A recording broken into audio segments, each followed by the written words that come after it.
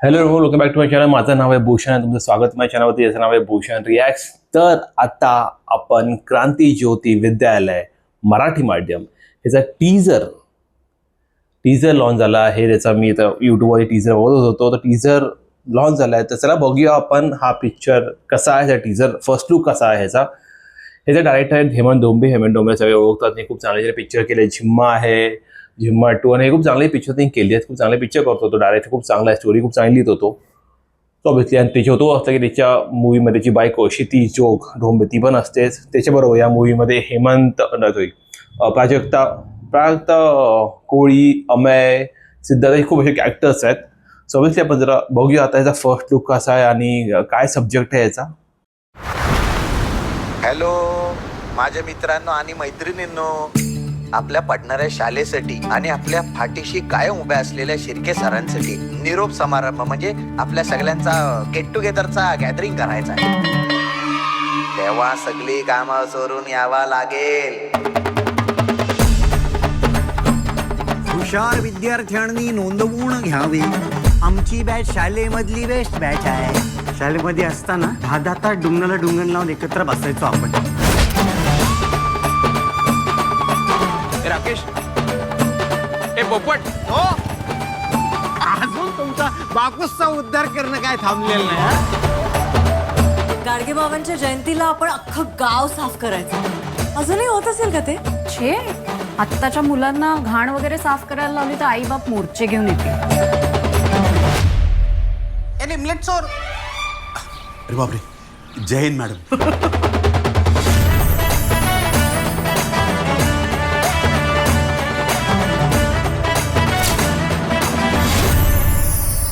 तुमच्यापैकी किती जणांना असं वाटतंय की शाळेचा निरोप समारंभ व्हावा? पहिली, दुसरी, तिसरी, चौथी, चला आपल्या आपल्या वर्गाकडे चला.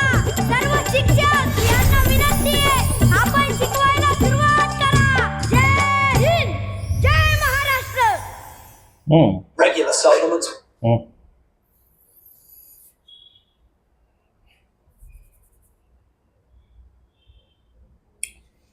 चांगला होता यार, म्हणजे वेगळा होता, युनिक होता, चांगला होता पिक्चर. म्हणजे टीझर चांगला होता.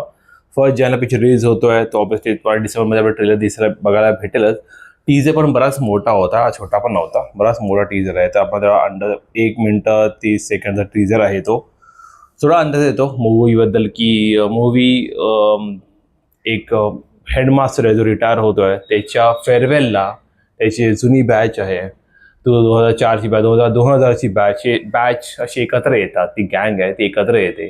खूप माणसं इन्व्हाइट करतात. ती एवढी माणसं तिथे येतात आणि मग तिथे येऊन ते जुन्या आठवणी जागतात, एक मित्रांना भेटतात. खूप वेळानंतर भेटत असतील असं तो पूर्ण बॅच आहे. तर ते आपली लाईफ सगळे शेअर करणार, काय काय चालू आहे, अडीअडचणी असतील, मग ते कसे मार्ग निघते ती असणार. त्याच्याबरोबर आपलं मराठी माध्यम कशी कमी होत जाते, कशी English medium ICSE board CBSE board चालू तर मराठी मीडियम कशी कमी होतं, त्याच्याबद्दलही ह्याच्यावर विषय घेतला जाणार आहे. त्याचं एंडिंग लाईन बोलतं की कोणाकोणाला वाटतं की आपण या शाळेचा निरोप समारंभ केला पाहिजे, म्हणजे शाळा बंद केली पाहिजे, ह्याच्याबद्दल पण आहे. त्यात 2 वेगळ्या विचारांची माणसं, एक मराठी माध्यमाची का गरज आहे आणि दुसरी एक ती मराठी माध्यम त्याच्या पुढे जाऊन इंग्लिश मिडियमची का गरज आहे, ग्लोबलायझेशन चालू आहे, त्याच्या तो विषय घेऊन हा पिक्चर ढकलला म्हणजे चालणार आहे ह्याचं आपल्याला कळतं. याच्याबद्दल टीझरमध्ये थोडं अंडरस्टँडिंग आहे. पण ऑब्विसली मूवी जो असतो त्यामध्ये सगळ्यांची एक story, character buildup, character development, story दाखवली जाणार, त्यांच्या पार्टचं कनेक्शन दाखवलं जाणार स्कूलवरती. आणि ते ऑब्विसली आणि एक्सपेक्ट करू शकतो की कुठे ना कुठे त्यांचा एक असा एक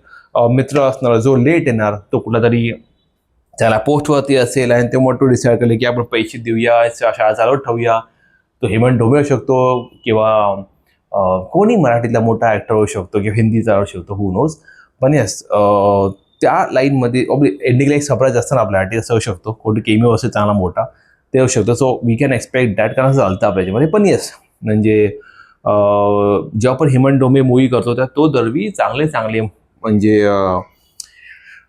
स्टोरीज आहेत ते घेऊन मूवी करण्याचा प्रयत्न करतो. म्हणजे झिम्मा असो, झिम्मा 2 असो, फर्स्ट वाडे असो, याच्या आधीची मूवी त्यांनी केली आहे, सगळे चांगले मूवी केले त्यांनी. आणि ते खरंच ती स्टोरी खूप चांगली असते.